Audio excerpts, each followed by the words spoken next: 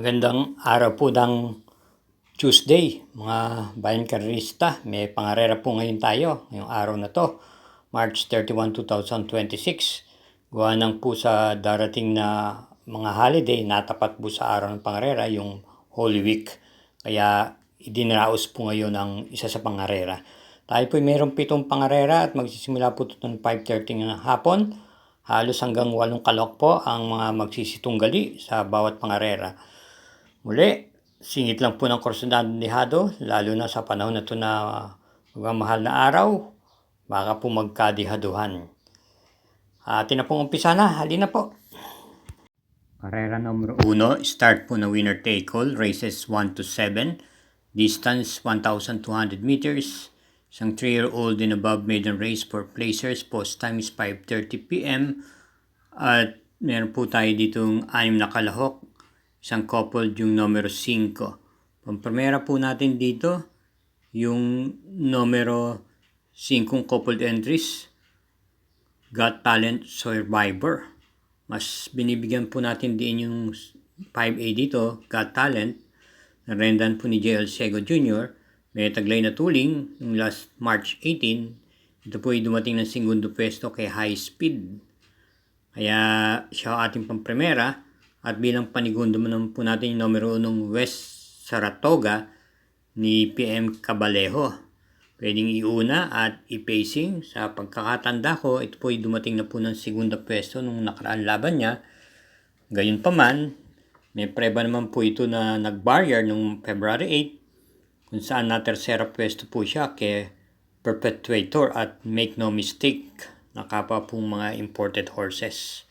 Kaya para rin sa karera numero 1, ang pili po natin, pampremera, yung coupled entries na numero 5 at panigunda yung numero 1.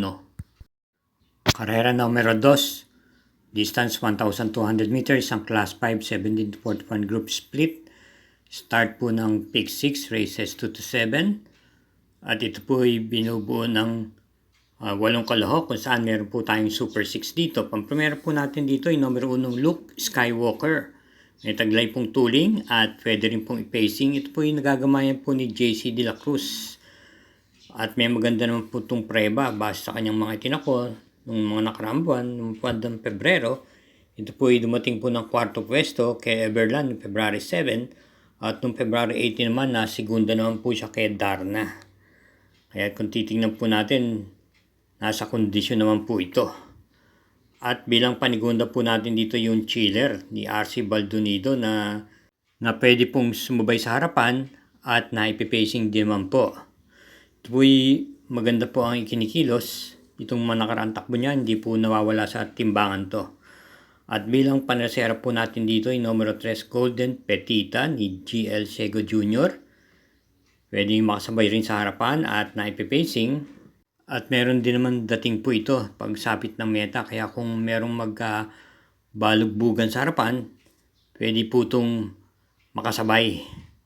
Kaya para rin sa karera numero 2, pampremera yung numero 1, panigunda numero 5 at panresera yung numero 3. Karera numero 3, start po ng Peak 5, races 3 to 7 with Pentapecta, distance 1,200 meters. Isang class 4, 42 to 56 group split, 8 entries. Ating pampremera rito yung galing sa panalo. Isang derimate, yung numero 1 Impressive Victory.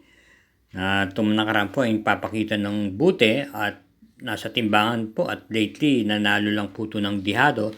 Nung nakaraan, nung March 20 at nag-champ po siya ng 1 minute and 14.8 sa 1,200 meters. Kabilang sa mga tinalo niya sila Blue Thunder, Blame the Ghost at My Dad Bogart. Bukod dito, ito po ay meron pa pong takbo kung saan nasigunda naman po ito ng dihado. At bago po doon ay nanalo rin po ito ng dihado. Kaya patuloy po ang kanyang pag-umento. Kaya siya po ang ating napipisil pang primera rito dahil wala naman pong ganong katulingan dito maliban lang po kay Grand Jackpot, maging si Darna at Noble Touch. Pero sa tingin ko sa kanyang tinakbo puron ay meron pa po ito. Panigunda naman po natin dito yung malyalyamado sa lahat ng Katrong Sting na may kakunatan po umalis. JL Lazaro ng poong Rerenda. Nung huling laban po ito, noong February 8, kung saan pinakalimado po ito, biguan lang pong dumating to ng segunda pwesto kay Don Pedro at nagtala lamang po siyang tiyempong 1:15. At bilang panersera naman po natin dito yung numero 8 Darna na gamay ni JJ Serrano, may tuling at pwede rin pong i-pacing. Kaya sa karera numero 3, Pamprimera, numero 1, Panigunda, numero 4, at Panersera, numero 8. Karera numero 4, distance 1,200 meters, ang class 4, group 42 to 56, group split with super 6.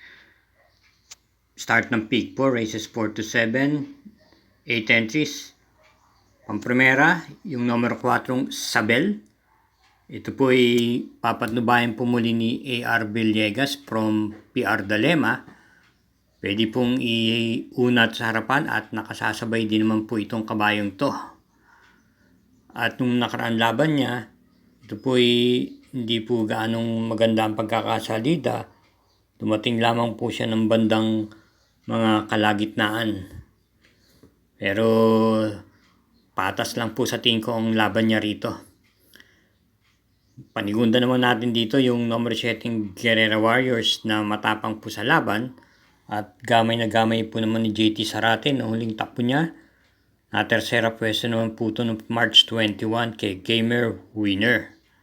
At panersera po natin dito yung imported horse number 3 Precise Move na rendahan po muli ni LF De Sus na dumating mga pang-6 o pang-7 pwesto nung Large March 21 kay Gamer Winner. Pero bago po sa laban na yun, ito po yung nakapagtala po ng impresibong panalo naman po. Kaya para dito sa karera numero 4, Pamprimera numero 4, Panigundo numero 7 at Panersera numero 3. Okay, tuloy po tayo sa pagbigay ng giya. Palalang, wag po tayo makakalimot na mag-subscribe, pakishare na rin po at hit po natin yung like at notification bell button at gayon din naman po pakifollow ang Samut-Sari Mangkelos TV FB page. Salamat po. Karera numero 5, isang class 4, group 42 to 56 split with Pentapecta at tatakbuhin sa distansyang 1,200 meters. Meron po tayong 7 entries, isang couple yung numero 2. Pamprimera, yung nagbalik pista ng nakaraan laban, yung numero 7 Batang Cabrera na may kababaan po sa laban na to.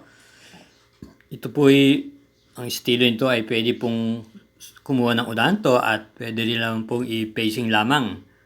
At re-rendan po siya muli ni AP Ascension. At sa akin palagay, yung huling takbo niya, nung nakaraan lang sa pagbalik pista ng March 21, kung saan dumating po siya ng panlaming isa ay nagsibling batak lamang po sa karerang pinalunan po ni Mang Nano.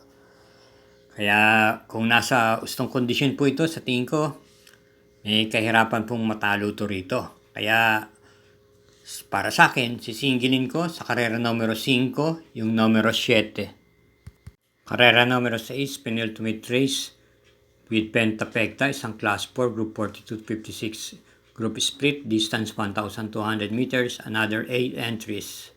At pong pamprimera rito, yung kalahok numero 5 flywheel na gamay po ni AP Asuncion. Ito po ay matapang po pag nasa unahan to. At lately ay naisusund na rin po itong kabayong to. Bilang panigunda naman po natin dito yung numero 8 Spolarium. Gamay po ni A.R. Villegas. Siya na rin po ang isa sa magdadala ng marcha sa unahan dito. At malamang siya po ang malyamado sa naturang karerang to. At bilang panersera po natin dito, isama po natin dito yung numero 1 Easyway na may taglay din naman pong tuling. Kaya para rito sa karera numero 6, Pamprimera, yung numero 5, Panigunda, numero 8, at Panersera, yung numero 1. Karera numero 7, last daily double, parating ang puto ng winner take all, pick 6, pick 5, at pick 4. At meron po tayong super 6 dito na tatakbuhin sa 1,200 meters ang class 5, 17 to 41 group split, 8 entries. Pamprimera, yung Terimating numero 7, My Dad Bogard, na rendahan po ni J.R. De Ocampo. Panigunda po natin dito yung numero 2, Rule the World. Ito naman po ay nabiting nung huling laban niya, natalo lamang po nung kalahating katawan sa rumimating nanalong Stand in Faith. From PR Dalema, kinambyo po siya kay PM Cabalejo. May taglay pong bilis at naisusunod din po itong kabayong to. Bilang panersera po natin dito yung galing sa mahabang bakasyon, yung numero 8, Supreme Dynasty. Ito po'y huling namataan sa pista nung isang taon pa po, nung mga buwan pa po ng August 2025. Ito po'y isang derimate at may halos mabibigat din po ang kanyang nakakalaban, katulad nila Frosty Raven, Mang Nano. Yun nga lang po ay may bisyo po itong kabayang to. Naninikit po sa aparato to, may kakuparan po umalis. Kaya panersera lang po natin siya. Kaya sa ulitin po, sa karera numero 7, pamprimera, yung kalahok numero 7, panigundo, yung numero 2, at panersera, yung numero 8. Thank you again for watching mga bayan karerista at masugid na sumusubaybay sa Mangkelos TV. Hari nawa, matapat po ang ating mga giya. Tulad ng aking sinasabi, ingat po lagi tayo sa ating pag-uwi dahil may mga mahal sa buhay na naghihintay pa po sa atin. Good luck po!